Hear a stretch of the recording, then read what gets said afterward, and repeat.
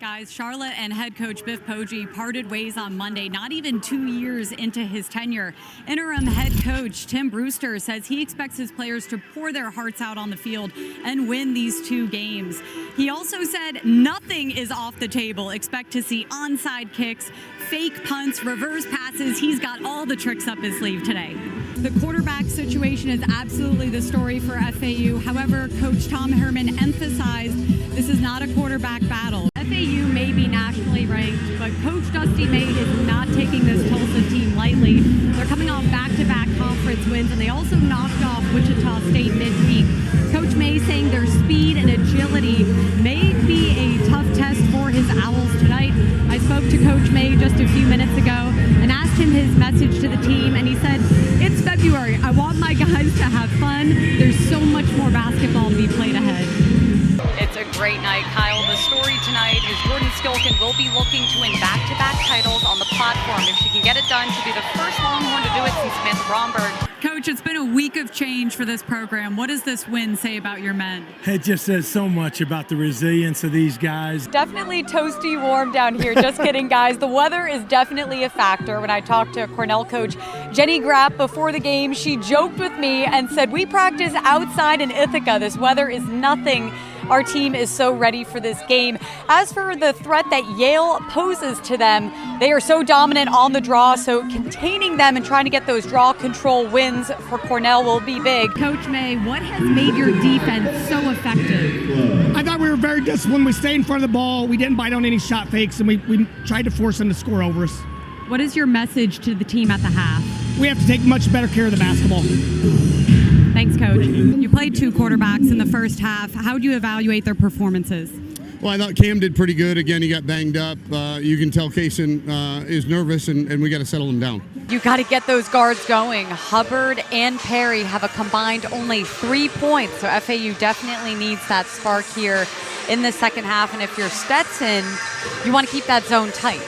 Prevent Rosenthal from turning and being able to reach the basket. This Vanderbilt team hosting this year's tournament. They're at home. What type of an impact could that have today? A big one. They're facing a tough test in Florida, who's perfect in conference play.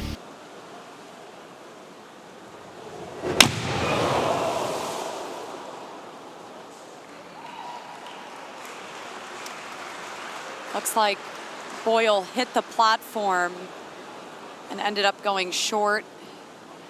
She is finishing her competition, finishing what she started.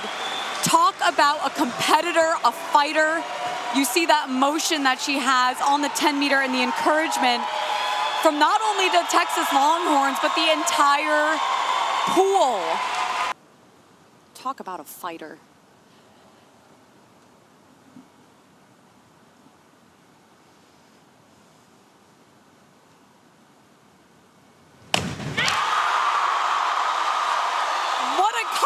Are you kidding me? Guys, the Liberty coaching staff has a good problem. 2 excellent goalkeepers in Grace Workman and Peyton Huber. The solution to the problem? Play them both equally. Both goalkeepers have the exact same amount of playing time entering the conference tournament. And guys, it has worked. The Flames have only allowed 12 goals and shut out 10 of their 19 opponents. Today, Workman gets the start against the Aggies. Corey and Haley, it should be a good one. Natalie's got a little bit more on Amari Hayes. Yeah, guys, 2 big plays on offense and special teams by Amari Hayes. Owls head coach Tom Herman said Hayes may be small, but do not call him little. Herman said Hayes packs a punch on offense. He's been coming out swinging today, guys. Wouldn't you say so? Yeah, I would say so. Natalie, this is a guy that has an interesting background as well. He does. Ryan and Patrick, this time last year, Jake Cady was on his way to winning Conference Player of the Year at Division II Assumption. He came in this year as a grad transfer. Coach Masella says he's been really good inside and outside of the huddle for the Seahawks. What are those adjustments that you need to make in the second half? What we've got to do is we've got to find a way to run the ball better. Right now, we're not giving the running backs any space in the running game. My goodness, high snap. Rogers is looking in the air, can't find it. Somehow slides, gets it right before FIU can get to it. That could have been very dangerous for North Texas. Rogers did a good job of saving that. Natalie, with homecoming comes some special hardware. That's right. Wagner has a very special homecoming tradition. The top offensive and defensive performers in the game get awards named for 2 former Wagner players who were killed in combat. Quarterback Jake Cady won the Robb Memorial Trophy, and linebacker Justin Riley won the Leah Memorial Trophy this year. Wagner coach Tom Masella also earned the Robb Trophy when he was a player as well. Xavier Terrell was a 2-time All-American in track and field in high school, and you can see why with a run like that. He only had 6 carries all season before today. He's taking advantage of a bigger role today, 4 carries for 44 yards and his first college touchdown. Gotta ask you about that last goal. It was like a slide behind the back, over the shoulder. I don't even know if our bodies can move that way. That's gotta be a SportsCenter top 10 play right there. How did you do that? Take us through it. I think it was a lot of luck, some slippery turf. You know, it was really like the only thing I had left at my disposal. We'll have a double dose of 3 meters starting with the women, where Haley Hernandez, the freshman from Texas, is seated first. She already secured that first Big 12 title on the 1 meter last night, so a quick turnaround for her. Congratulations on the win. What made your defense so good tonight? Oh, I mean, it's what they've done all season long. This series has been exciting from start, and I'm sure the finish will be just as good. FAU came out swinging. There's Kylie Chanel swinging for the fences. Presley Liebrick scores. Cameo Pasuti scores. Christy, you're the defending champion in this event, and your time of a 1:57.21 is a new program record.